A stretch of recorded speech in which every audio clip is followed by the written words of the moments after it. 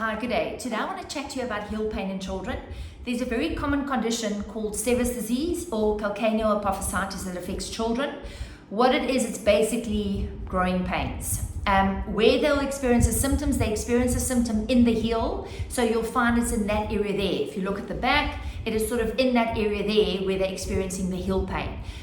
They'll experience pain usually with activity, it's made worse. They'll experience the pain on palpation of that area there. They tend to hobble along the first few steps when they get out of bed, and sometimes the pain will actually also go up into the achilles tendon and into the calf and also underneath the foot. So what happens with it being a growing pain? When you're born, all your bones in your body is cartilage, and through a maturing process called ossification, the cartilage gets turned into bone. The different parts of your body, different bones in your body will ossify and mature at different times in your life. Your heel bone, which is your calcaneus, usually ossify between the ages of 8 to 15 years. There is a difference between boys and girls, but it's not for purposes of this video. So what happens is you also have a growth plate in that area in your calcaneus. If you have to take an x-ray of children's feet, it will actually look like a fracture. So what happens is between the ages of 8 to 15, that growth plate matures, and then with it maturing, the bone grows and it causes the soft tissue, more tension of the soft tissue in this area here, and that is then the pain that the child experiences. And things that will make it worse is activity, because obviously with activity there's more pull onto those soft tissue structures, and that's what actually makes it worse and increases the pain.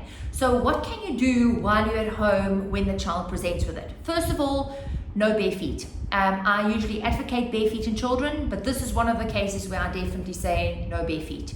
You have to be in shoes, preferably running shoes. If you go to school, you can wear your school shoes, except if it makes it worse. But you can also buy a silicone gel pad that you will start wearing inside the shoes. What I would also suggest is that children soak their feet twice a day, maybe in cold water, a bucket with cold water with a few ice cubes in there, or if the swimming pool water is cold, just to soak the feet in the swimming pool, and that will relieve some of the inflammation in that area there. What I would also suggest is at night time, before they go to bed, is maybe to massage the heel using the palm of the hand, massage that area there, also massage in the Achilles tendon and also into the calf muscle, and if the person experiences pain underneath the foot, also massage the structures underneath the foot. So massage this whole area here to offer some relief.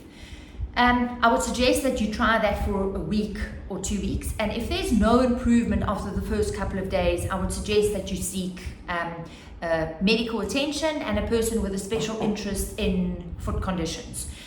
The reason why that maybe is not offering any relief, because the child could have any biomechanical issues, which is he is not following the correct walking pattern with his feet when he's walking, and then what happens is that it even causes the muscles to pull more excessively onto that heel bone, which will aggravate the pain.